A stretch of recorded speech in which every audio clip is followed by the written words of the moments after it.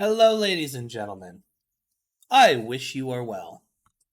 So, we have brand new cards. These are coming in the core set Age of Overlords, and they are they are supporting the Horus card, the birds, the level monsters from ye olden times. If for those who are unaware, it's the Horus Black Flame Dragon, the Metaphys Horus. Like Horus is an older card. It's it's a throwback. It's not terrible. As long as this card remains visible, you can negate the activation of any spell cards and destroy them. It's not a bad card, but level monsters are notoriously a pain in the ass to deal with. That being said, they've done a lot of things with the Horus over the years. They made Dark Horus, they added Horus Servant, just things to help cheese it out. They threw it into Metaphys for some reason and made it a worm type. But coming July 2023, they are releasing new cards that are Egyptian themed.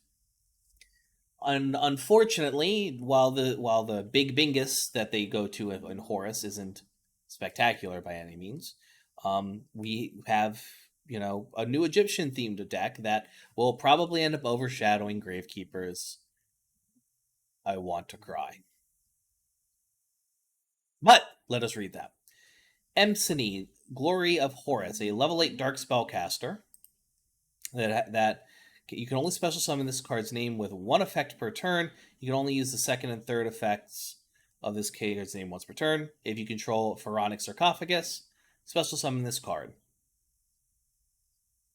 from your graveyard. So it has to be summoned from grave. You can send 2 cards from your hand to the graveyard, including this card. Add 1 Pharaonic Sarcophagus from your deck to your hand, then draw 1 card. Okay, so you send 2 cards from your hand to the graveyard. You add Pharaonic Sarcophagus, and then you draw an extra card. Not bad. Allows you to sets this up to be special summoned. If another card you control leaves the field by an opponent's card effect while you control this monster, send 1 card on the field to the graveyard. This is fine. It enables the archetype, and you must be wondering, what is Pharaonic Sarcophagus? It is a spell card that adds all manner of good stuff to the deck. It basically adds protection to your Horus monsters. It prevents non-targeting destruction, so no Raigekis, but Raigeki Break could work. You can send 1 card from your hand to the graveyard and send 1 Horus monster from your deck to grave. This enables your monsters. And once per turn at the start of the damage step, if your Horus monster battles opponent's monster, send that opponent's monster to the graveyard. So it's, I think, it's if you have something that does beat over that can beat over these monsters or are battle immune or whatever, you can just bounce them, or you can just send them to the graveyard. Sending meaning it's non-destruction, non-targeting removal. Already looking pretty good. I mean, their entire deck hinges on this fucking continuous spell, but so far so good. Secondly, Damutif, Blessing of Horus, level 8 water beast effect monster. You can only special summon this card once per turn by this blah, blah, blah. You can only use the third effect of this card's name once per turn. If you control Sarcophagus, you can special summon this card from the graveyard. So you're summoning most of these big biggest from the graveyard. If another card you control leaves the field by an opponent's card effect, while you control this monster, you can draw cards equal to the number of monsters with different names in your main monster zones.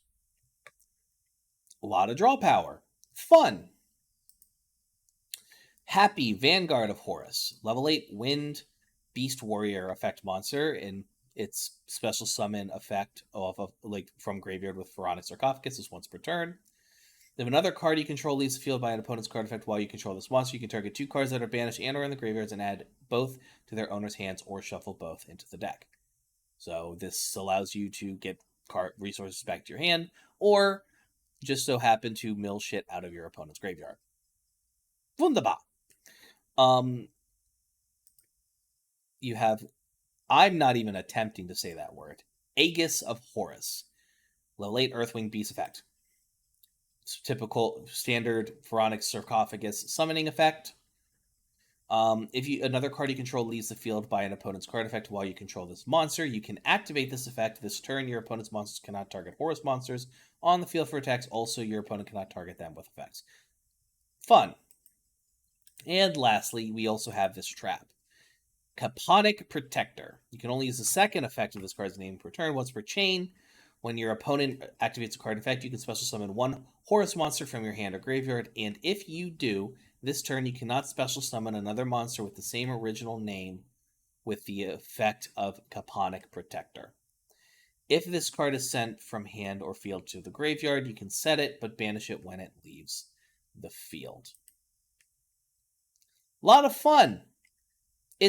This archetype essentially just feels like a giant consistency boost.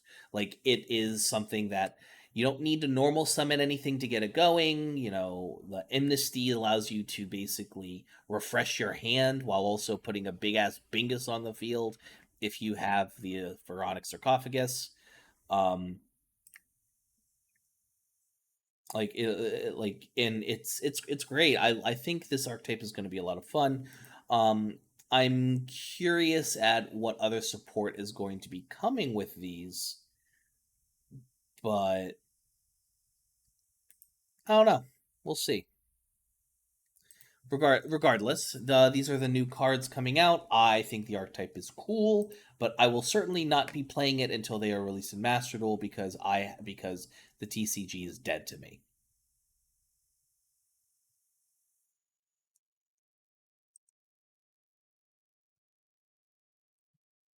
Here's your calls to action. Please consider doing at least one of them, and I will see you guys next time. Toodles.